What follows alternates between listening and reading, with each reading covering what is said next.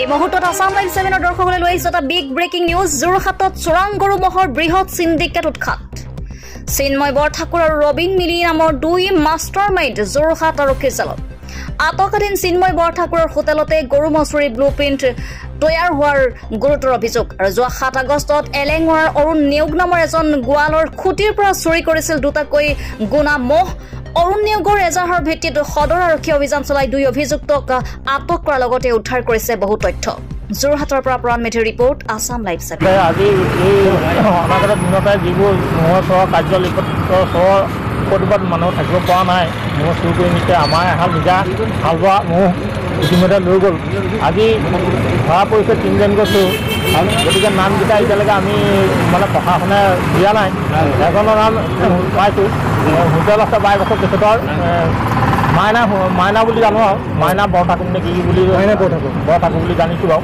গতিকে তেখেতে উচিত ব্যৱস্থা ল'ব লাগে বুলি আমি প্ৰশাসনক দাবী কৰিছোঁ। আৰু মহকেইটা এলেঙৰা গাঁও 2 নং কুহুমা পুৰত আমাৰ নিজৰ মহ। আপোনাৰ কেতিয়া চুৰি হৈছিলে মহকেইটা? আপোনাৰ বৃহস্পতিবাৰ ৰাতি। পুলিবৰ আৰক্ষীয়ে এখন ফটো মাৰি দিছিলে নেকি? আপোনাৰ ফটো মাৰি দিছিলে, তাৰপিছত মহকেইটা এৰি দিছিলে নেকি? মহকেইটা এৰি দিলে ফটো মৰাৰ পিছত। আপুনি কৈছিলে নে আপোনালোকৰ মহ বুলি কৈছিলে? কৈছিলোঁ। কালি আমি তালৈ গৈছিলোঁ, তালৈ মানে গুৰুত্বই নিলে আমাক, তাতে গুৰুত্বই নিদিলে প্ৰশাসনে।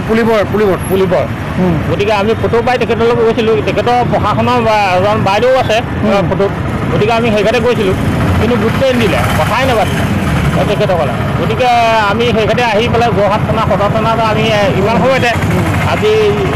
সময়তে এখন মানে এজাহাৰ দিছোঁহি।